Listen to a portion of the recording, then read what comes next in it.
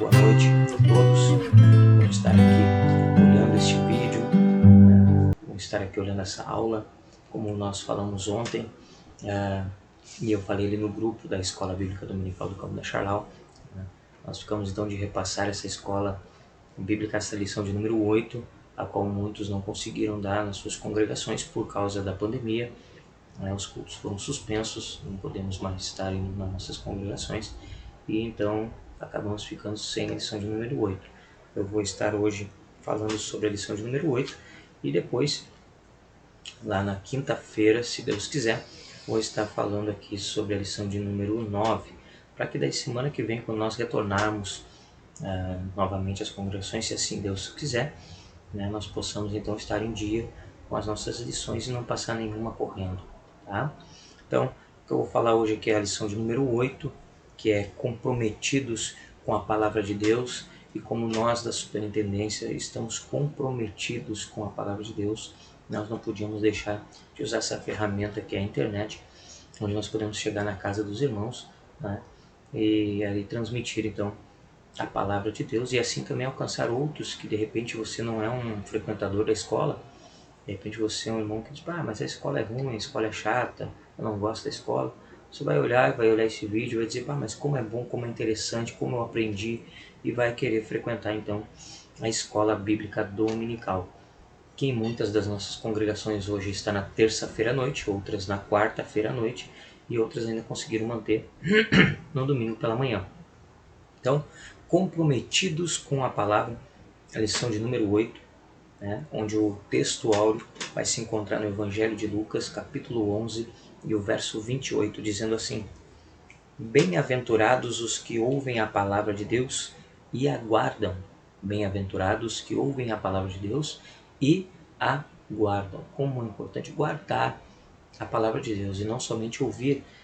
Tiago escreve na sua carta dizendo que não adianta nada nós sermos ouvintes não praticantes. Não, temos que ouvir e praticar a palavra para que ela tenha uma eficácia em nossa vida. A prática da palavra vai fazer com que nós mudamos todos os nossos ambientes espiritual, material, socioeconômico, enfim. Todos os ambientes mudam na vida de um cristão que é comprometido com a palavra e tem um relacionamento com o Espírito Santo. Ele muda o jeito de vestir, o jeito de falar, o jeito de andar, o jeito de se relacionar, os seus compromissos ele honra, ele tem responsabilidade, ele é um homem direito, ele é um homem que fala e que cumpre, é um homem comprometido, relacionado, é um homem que respeita os seus princípios. E onde é que estão seus princípios? Seus princípios estão na palavra de Deus. O próprio Deus testemunhou de um homem assim, que tinha comprometimento com a palavra. Ele disse, olha lá, está vendo meu servo Jó? Homem reto, íntegro, temente a Deus, um homem que tem um bom testemunho para os que estão de fora. Não adianta ter só um bom testemunho dentro da igreja. Dentro da igreja, qualquer um que diz amém, qualquer um que diz glória a Deus é crente, mas o bom testemunho ele vem dos de fora. Paulo também disse isso. Então, comprometimento com a palavra envolve tudo isso. E aqui Jesus falando, ele diz, bem-aventurados que ouvem a palavra de Deus e guardam. O salmista já sabia disso e ele disse, guardei a tua palavra no meu coração, para não pecar contra ti. Se for na Bíblia, a Bíblia um dia ela pode acabar, podem rasgar, podemos ficar como os antigos, só com os pergaminhos na mão, andando só com uma folha aqui, outra um pedacinho ali, mas aquela palavra que é guardada dentro do coração, essa não tem mais como sair. Então, estamos aqui então com essa verdade prática que nos diz a autoridade divina da Bíblia deriva de sua origem em Deus. E isso por si só encerra a suprema autoridade das Escrituras como plena e total garantia de infalibilidade. Então ela é infalível. Por quê? Passou por homens? Passou por homens. Homens escreveram a palavra? Escreveram. Porque Deus assim o quis. Usar os instrumentos dele. Deus tinha confiança nesses homens. De maneira nenhuma esses homens adulteraram as Escrituras. Não, de maneira nenhuma. Hoje nós vemos no estudo do original da Bíblia muitas variantes da sua palavra. Mas nós temos o acesso a essa palavra. Só não busca quem não quer. Então o comprometimento com a palavra é isso também, é buscar a palavra. você vai ver a Bíblia sempre dizendo que não que nós temos que lê-la, não, ela vai dizer assim, meditar. Tudo isso quando ele diz examinai. Examinai as Escrituras, meditai nas Escrituras, se aprofundar nas Escrituras. Hoje nós temos preguiça de ler 1, 2, 3 ou 4 capítulos da Bíblia, 1, 2, 3 ou 4 livros da Bíblia. Não conseguimos mergulhar na palavra e não passamos do raso. Não conseguimos entrar, penetrar nos mistérios de Deus, compreender os mistérios de Deus e vivemos sempre na superfície das revelações. Então, como é importante isso, né? Lá o salmista do Salmo 1 disse: bem-aventurado o varão que não anda segundo o conselho dos ímpios, não se detém no caminho dos pecadores, nem se assenta na roda dos escarnecedores, mas antes o seu prazer, a sua alegria está na lei do Senhor, e nela ele medita de dia e de noite, e será como árvore plantada junto ao ribeiro de água. Dará o seu fruto na estação própria, as suas folhas não caem, e tudo quanto fizer prosperará. Mas ele medita na palavra, ele se aprofunda na palavra, ele se interessa, ele se compromete com a palavra, em saber o que essa palavra quer dizer, qual é o efeito que essa palavra tem em mim. E esse é o problema de muitos pregadores e muitos irmãos hoje na igreja. Nós queremos ver a palavra, que efeito ela vai fazer na igreja, e a palavra ela tem que primeiro fazer um efeito em mim, ela tem que primeiro trabalhar em mim, e depois, assim, trabalhar na igreja através da palavra e do meu bom testemunho. As segunda-feiras ali em Josué 1:8, como eu citei, o poder da palavra de Deus é capaz de vencer o diabo. Lucas 4:4, quando Jesus é levado pelo Espírito Santo ao deserto, e lá o diabo então se levanta contra o Cristo, e nada mais, nada menos do que trazendo passagens bíblicas. E aí vem o ponto ao qual me refiro na interpretação da palavra, como é importante saber o real sentido da palavra, que Cristo, quando vem o diabo, ele afronta através da palavra, ele responde através da palavra, olhando para ele, dizendo: não é assim que a Bíblia diz, não. A Bíblia pode dizer estas palavras, mas o sentido dela não é esse. Você entende da letra, mas a essência você não entende. E isso é o que falta em muitos cristãos. É o relacionamento com o Espírito Santo, que é o único capaz de nos interpretar, de nos fazer compreender e entender as Sagradas Escrituras. Hebreus 4:12 vai dizer ali, que a palavra de Deus ela é viva e poderosa, eficaz, mais penetrante do que qualquer espada de dois gumes. Ela vai até a divisão da alma e do espírito. Ela é apta para discernir até os pensamentos e intenção do coração. Ela é apta para discernir pensamento e intenção do coração. Ela vai entre juntas e medulas. Ela entra no corpo físico, no corpo espiritual e na mente de todo o ser humano. Todo ser humano que medita na palavra, ele entra na palavra, a palavra tem esse efeito no corpo, alma e espírito. A nossa leitura bíblica em classe se encontra em 2 Timóteo, no capítulo de número 2, do verso 14 ao 19, e 2 Pedro, segunda epístola de Pedro, capítulo 1, verso 20 e 21, que diz assim: 2 Timóteo 2 e 14. Traze estas coisas à memória, ordenando-lhes diante do Senhor que não tenham contendas de palavras, que para nada aproveitam e são para a perversão dos ouvintes. Procura apresentar-te a Deus aprovado como obreiro que não tem do que se envergonhar, que maneja bem a palavra da verdade. Mas evita os falatórios profanos, porque produzirão maior impiedade, e a palavra desses roerá como gangrena, entre os quais são Himeneu e Fileto, os quais se desviaram da verdade, dizendo que a ressurreição era já feita, e perverteram a fé de alguns. Todavia, o fundamento de Deus fica firme, tendo este selo: o Senhor conhece os que são seus, e qualquer que profere o nome de Cristo aparta-se da iniquidade. 2 Pedro 1, 20 e 21. Sabendo primeiramente isto, que nenhuma profecia da Escritura é de particular interpretação, porque a profecia nunca foi proferida e produzida por vontade de homem algum, mas os homens santos de Deus falaram inspirados pelo Espírito Santo. Glória a Deus.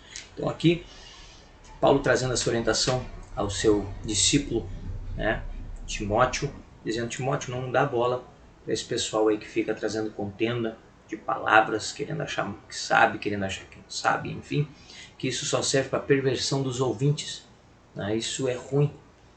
A gente tem que ter um culto de ensino e não de discussão, né? Não é para discutir, né? É para entender o assunto. Então não faz isso. Eles assim, até teve uns rapazes aí, tal de Himeneu e Fileto, né, que eram dois homens que perverteram a fé de alguns, dizendo que a ressurreição já tinha sido feita, né? Eles trouxeram uma falsa doutrina, uma heresia, e ali perverteram a fé de alguns, mostrando que não é de hoje que a gente vê isso, que a gente tem esse tipo de gente que não compreende a palavra, mas quer aparecer, né, quer se mostrar de revelações. Eu entendi, Deus me mostrou, um anjo veio, enfim, e acabam trazendo essas heresias que acabam prejudicando a igreja do Senhor. E ele diz: mas todavia o fundamento de Deus fica firme. Qual que é o fundamento de Deus? Deus conhece os que são seus. Deus sabe quem é joio, Deus sabe quem é trigo, e por isso que ele nos orientou: ó, não tira o joio, porque daqui a pouco tu vai puxar um joio e vai sair, mas era trigo. Tu não sabe, eu sei. Na hora que for para colher, eu sei quem é que vai para o celeiro e quem é que vai para o fogo. E depois Pedro orienta também, falando que não é de particular interpretação, não é eu entendo do meu jeito, você entende do seu, o outro entende do outro, não. Alguém está errado nessa história ou todos estão errados. Só o que não pode é várias ideias e várias interpretações estarem certas do mesmo jeito. Isso não tem como, infelizmente. A gente queria que todos fossem para o céu, que fosse a mil maravilhas que muitos pregam, né? Mas infelizmente não é. Então, Deus conhece os que são seus. Lá em 1 Coríntios, no capítulo 2, você vai ver a declaração de Paulo falando que aquele que é espiritual, ele entende as coisas espirituais. E ele discerne tudo bem, e de ninguém ele é discernido. Porém, aquele que só tem o espírito do homem só consegue compreender as coisas do homem. É como eu disse antes, ele anda no raso. Ele não consegue mergulhar, ele não consegue se aprofundar, né? A Bíblia diz ali no capítulo 2 de 1 Coríntios que aquilo que o olho não viu, aquilo que o ouvido não ouviu e não subiu ao coração do homem, essas são as coisas que Deus tem preparado para nós. Mas alguns pregam como se fosse uma coisa futura, uma revelação futura, e não, é agora. O capítulo próximo vai dizer assim: mas Deus nos revelou pelo seu Espírito Santo, né, que nos mostra todas as coisas, porque a Bíblia diz que ele penetra até as profundezas de Deus, né, porque ele também é Deus e veio para nos mostrar a palavra e nos revelar. O próprio Jesus, quando falava aos discípulos sobre a palavra, no capítulo 16 do Evangelho de João, ele diz, lá nos versículos adiante, ele vai dizer: olha, eu teria muito mais para falar para vocês, porém não posso, porque vocês não vão conseguir compreender. Mas quando vier aquele outro Consolador, né, o Paracletos, né, quando vier o outro Consolador, ele vos fará lembrar de tudo que eu tenho dito, de tudo que vocês viram. Ele vai fazer vocês entenderem na unção de Deus. Então, interessante é ver, né, ele falar sobre a gangrena, que a palavra de Himeneu e Fileto era gangrena. Gangrena é uma doença que faz a pele, né, o organismo, o corpo da pessoa entrar em putrefação, né, é se apodrecer. Então é isso que ele fala que acontece no corpo de Deus, no corpo de Cristo, né, na igreja, quando entra essas palavras, ela corrói como gangrena, né, a palavra desses roerá como gangrena. Você vê que como é triste como é corrosivo esse ataque das heresias, né? A introdução vai nos dizer que nós somos apegados à palavra e buscamos a orientação do Espírito Santo para nos ajudar na interpretação das Escrituras. Somente o Espírito Santo é que pode nos dar a real interpretação da Escritura. O ponto central diz que amamos a palavra de Deus e somos comprometidos com ela. E eu botei um ponto de interrogação perguntando: amamos a palavra de Deus e somos comprometidos com ela? Ou só somos comprometidos com Deus quando queremos algo? Só somos comprometidos com um irmão quando queremos algo em troca? Eu apoio porque eu quero apoio, eu faço porque eu quero que façam, moeda de troca. É como aquela pessoa que diz: eu oro porque Deus vai fazer. Eu posso orar e Deus não fazer nada, que Ele não tem a obrigação de fazer. Então isso se torna moeda de troca. Então é má compreensão da palavra. Tudo isso é má compreensão da palavra. Quantas coisas nós fizemos na igreja por moeda de troca.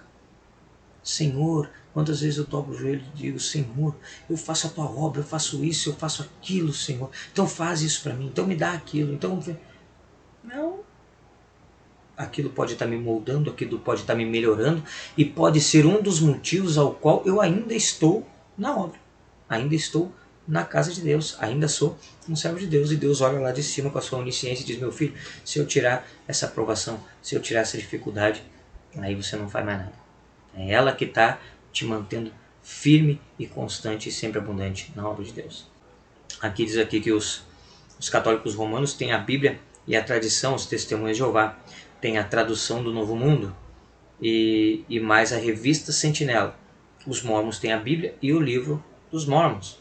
Né? Você vai ver o judeu, ele tem a Torá e o Talmud, né? Mas nós temos somente a palavra de Deus porque ela é suficiente para nos dar todo o alimento que nós precisamos. Ela não precisa de um complemento, ela não precisa de um livro A, um livro B, um livro C. Não.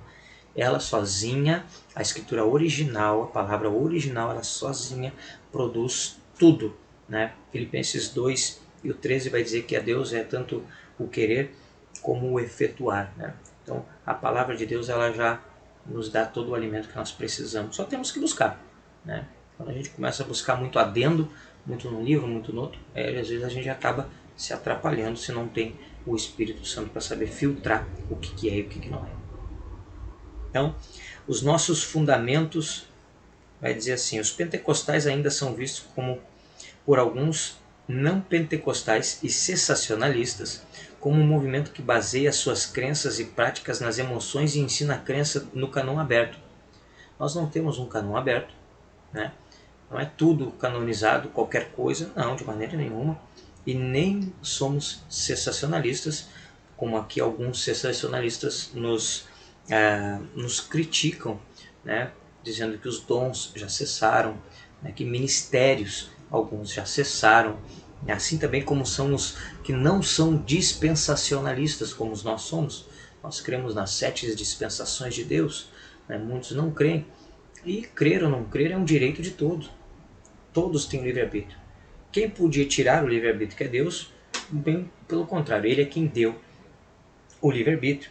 Então, nós não podemos criticar o que alguém crê ou o que alguém não crê. Não, nós temos aqui pregar a verdade.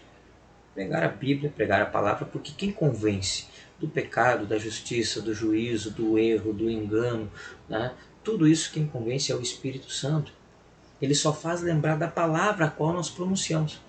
É que nem Jeremias. Jeremias disse para Deus, olha Deus, eu sou uma criança, eu não sei falar. Ele disse, Jeremias, tu não precisa saber falar, porque tu só vai abrir a boca, porque as palavras são minhas. Né? Quem vai falar sou eu. Você só vai abrir a tua boca e as palavras que sair são minhas. Né?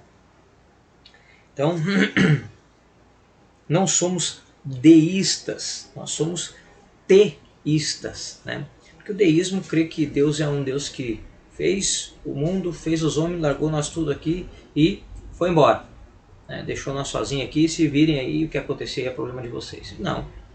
Deus é um Deus que está perto, Deus é um Deus que está olhando, observando, Deus é um Deus que contempla. A Bíblia diz que todas as coisas estão nuas e patentes aos olhos daquele a quem vamos prestar conta. Né?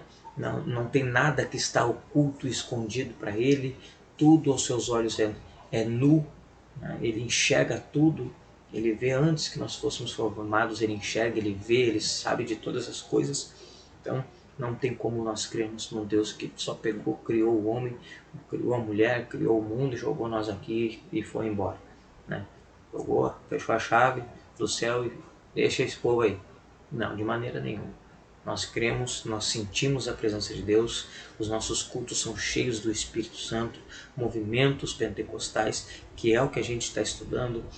Como é que é ter um movimento pentecostal consciente, diferente de muitos por aí que estão tendo movimentos pentecostais irracionais, que é contrário à Bíblia, aquilo que Paulo fala em Romanos capítulo 12, Rogo-vos, pois, irmãos, que apresenteis o vosso corpo em sacrifício vivo, santo e agradável a Deus, que é o vosso culto racional.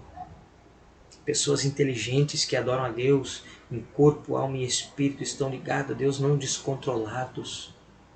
E ele diz mais, ele diz, não vos conformeis com este mundo, mas transformai-vos pela renovação do vosso entendimento, para que experimenteis qual seja a boa, perfeita e agradável vontade de Deus. Não nos moldar com o mundo. Estão dizendo, hoje é moda dizer que é cristão, que é gospel, que é evangélico. E nós temos que estar nos privando, porque ser cristão é cruz, é ter uma cruz para carregar, não uma cruz de dificuldades, não, mas é ficar recebendo pedradas de pessoas que não implicam o nosso modo honesto de ser, né? Então, aqui a comunicação de Deus, ela é bem explícita na palavra quando ela se comunica com seus servos. Ele falou com Abraão, ele falou com Moisés, ele falou com Jacó, ele falou com tantos e tantos homens de Deus, ele fala comigo e com você através do Espírito Santo. Então não tem como nós dizermos que Deus está longe e que não se importa conosco e só nos abandonou aqui de maneira nenhuma, né? Zelo pela palavra, zelo pela doutrina. O tópico 2 vai falar sobre zelo pela doutrina. Eclesiastes 5 e o verso 1 vai dizer, guarda o teu pé quando entrares na casa de Deus. Guarda o teu pé. Temos que cuidar. Ali ele falava de algo literal, porque quando entravam dentro do tabernáculo tinha que se ter muito cuidado. Você imagina na época do tabernáculo, onde tinha lá o candelabro, a mesa dos pães, o incenso, e passar um levita desajeitado, um sacerdote desajeitado ali e derrubar os pães, derrubar o incenso, derrubar a arca. O sumo sacerdote, você já pensou o sumo sacerdote derrubando a arca? Como a gente vê muitos aquele pentecostalismo, aquele grito, aquele pulo, quebrando o púlpito, quebrando instrumentos da igreja, quebrando bancos, como se aquilo nada fosse consagrado a Deus, como se nada daquilo tivesse um valor espiritual, como se nada daquilo fosse separado para adorar a Deus. Você imagina? Iam ser fulminados na hora, como foi Uzá quando estava trazendo a arca. Mas hoje o pessoal entra na igreja, não tem respeito, celular ligado, conversam, não prestam atenção no culto, ficam trocando número, ficam trocando fofocas, ficam falando, e não tem um zelo pela doutrina, pela palavra, pelo culto, pela liturgia do culto, não participam do culto, só estão naquele lugar, naquele ambiente, naquele horário, né? Dão a coincidência de estar no mesmo lugar em que nós, onde estamos adorando a Deus, eles estão ali, né? Então, o zelo pela doutrina tem ligações com a apologética cristã, que a apologética é a defesa cristã, né? Todo aquele cristão que diz eu não discuto religião, ele não é cristão. Porque a gente tem que sim, com respeito, discutir sim aquilo que nós temos como defesa de fé, defender a nossa doutrina, a nossa fé, aquilo que cremos. Paulo, no capítulo 17, quando ele chega em uma cidade, a Bíblia diz que, como de costume era, Paulo foi para uma praça lá para lá discutir sobre a palavra de Deus.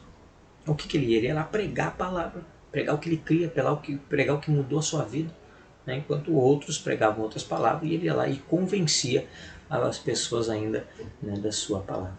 Né? Também no capítulo 11, em várias passagens do livro de Atos dos Apóstolos, você vai ver Paulo pregando, né? Ele pregava nas praças, ele pregava em areópagos, ele pregava em teatros, ele pregava na rua, ele pregava em casas, ele pregava em qualquer lugar que Paulo chegava. Paulo estava pregando, estava ensinando, estava exortando, estava redarguindo, corrigindo com a palavra. Ensino ou instrução. A palavra doutrina vem do latim doctrina. E aqui eu abro um parêntese para você, professor, e você, aluno. Como eu falei num vídeo que eu fiz ontem sobre o estudo da Bíblia, que é a bibliologia, quando você vê uma palavra que deriva do latim, realmente ela não é do original da Bíblia, né? E a palavra usada para doutrina na Bíblia no Novo Testamento é dogma, que é uma palavra grega. Ela vai ser encontrada lá em Tito, no capítulo 2 e no verso 1, e também Tito 1 e 9, se não me trai a memória. né? Eu vou ler aqui para você. Você vai abrir a tua Bíblia na tua casa também. Lá no livro, na Epístola de Tito, né? No capítulo 1 e o verso 9, vai falar uma das derivadas da palavra doutrina, que é dogma, e a outra é didascália, né? Essa que está em Tito 1 e 9 é didascália. Ela vai dizer assim: retendo firme a fiel palavra que é conforme a doutrina ou didascália, para que seja poderoso tanto para demonstrar com a sã didascália de novo, como para convencer os contradizentes. Didascália é ensino, é estudo. Então é isso que ele está falando. Você vai aqui, que é conforme o estudo da palavra, para que seja poderoso tanto para ademoestar, né, a demoestar com a unção estudo, aquilo que é o estudo que é de Deus, né? Não é coisas que nós levamos falatórios, né? Discussões por palavras, falar de genealogia, de coisas que não têm fundamento, qual é que era a cor da sandália de Davi, se era redonda ou era quadrada a pedra que Davi atirou, né? Coisas que não vão nos influenciar em nada, né? E lá no capítulo 2, no verso 1, já é dogma, que quer dizer primícia. Quando ele diz assim, tu porém fala o que convém à sã doutrina, ou as primícias que tu tem aprendido, né? Então a gente vê que como é importante a exegese para nós aprendermos a palavra. Então essa palavra doutrina do latim, que significa ensino, é quando ela foi transliterada ou traduzida a vulgata, né? Ela trouxe essa palavra do latim, né, do original lá, então dogma e didascália, ficou somente doutrina, né? Então nós sabemos que em algumas passagens essa palavra doutrina vai falar de estudo, de ensinamento, e em outras de primícias, aquilo que eu aprendi desde tempos, aquilo que eu já tenho de princípios, que é o que ele fala ali, né? Fala aí o que convém à sã doutrina, o que tu aprendeu desde os princípios, né? Respeitar os velhos sejam assim, as irmãs sejam assim, os irmãos assim.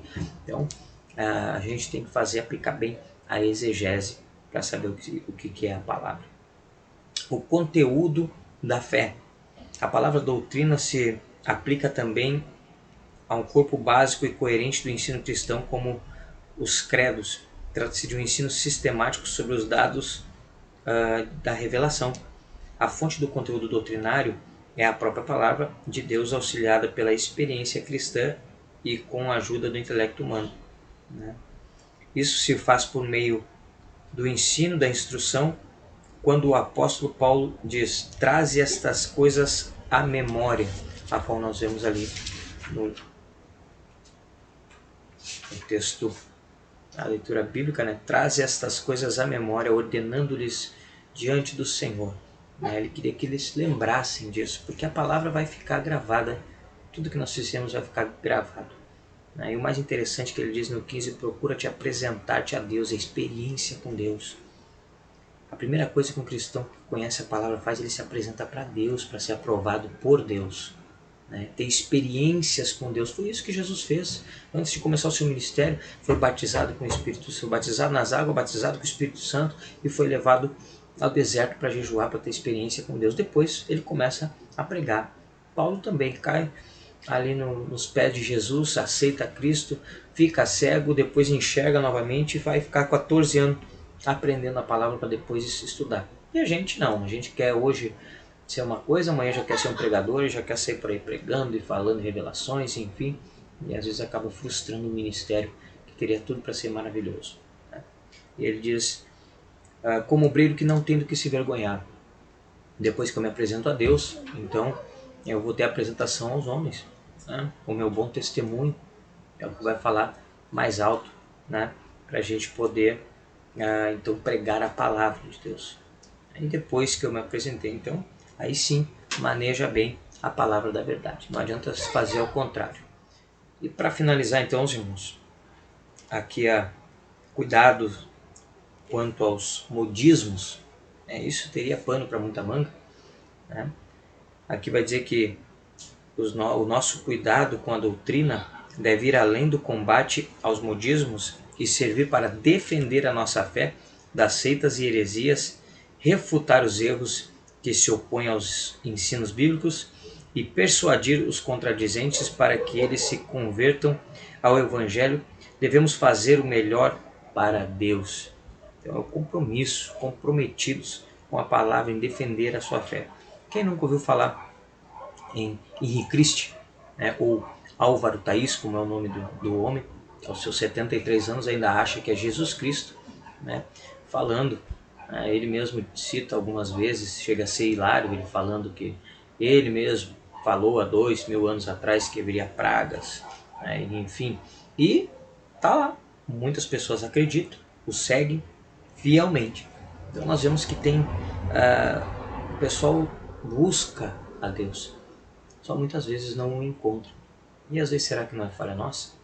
Às vezes será que não é nós que estamos falhando em algum ponto, em algum mau testemunho, né, para que muitos chegam a olhar e dizer assim, se é para ser cristão que nem aquele, eu não vou lá. Se é para ser igual o fulano, o Beltrano, eu não vou ali. Então nós vamos a cuidar do nosso testemunho para que nós possamos então defender o nosso credo, a nossa fé, primeiramente com o nosso testemunho, que alguém olhe e diga, não, ali é um servo de Deus, ele tem erro, ele tem falhas, ele tem os dias dele, mas ele é um servo de Deus, né? Então o modismo, essa palavra traz a ideia do que está na moda. Isso se aplica também no campo da teológica.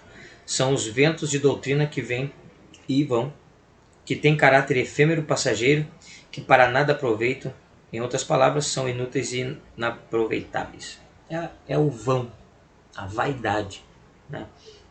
Você vai ver o Salomão falando muito sobre a vaidade, coisas que vêm, passam e não deram fruto nenhum, não teve nenhum benefício, não me ajudou em nada, né? Somente passou, né? Não tive nenhum propósito naquilo. Então a Bíblia nos influencia a pegar aquilo que vai ser proveitoso. A moda passa, hoje é uma coisa, daqui 10 anos será outra, 10 anos para trás foi outra, e a gente nunca vai conseguir acompanhar e ser a moda, né? Bem pelo contrário, a gente tem uma moda só, que é a moda de Cristo. É o modo que ele fez, o modo que ele agiu, o modo que ele procedeu.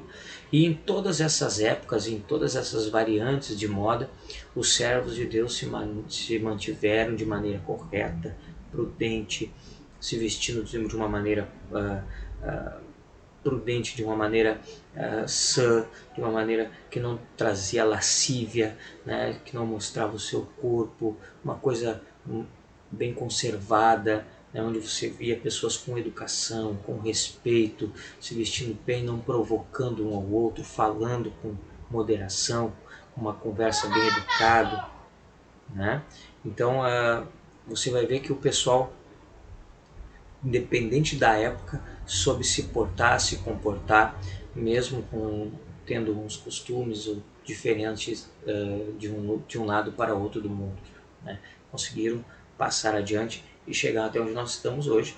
Hoje nós sofremos bombardeios tanto quanto os do passado sofreram e tanto quanto os do futuro irão sofrer, assim, se Jesus não vier. Então, os ataques do modismo vêm para todos, né?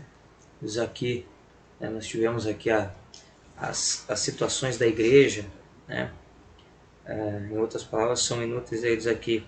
Quem não se lembra do dente de ouro, o dom da unção cai-cai, o sopro do santo, a febre dos anjos, aí vem anjo aqui, tem anjo ali, tem anjo lá.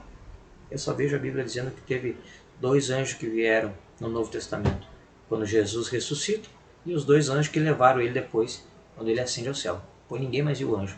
Mas tem um pessoal aí que gosta de ver anjo trazendo isso, trazendo aquilo. É anjo que trabalha só para eles, né? Porque eu não vejo os anjos fazendo isso. E espero que quinta-feira dê tudo certo, para nós podermos estar passando então a 9ª lição. Se os irmãos tiverem algum parecer, quiserem me perguntar algo, ou alguma coisa, os irmãos podem estar entrando em contato comigo, em nome de Jesus. Deus os abençoe, em nome de Jesus.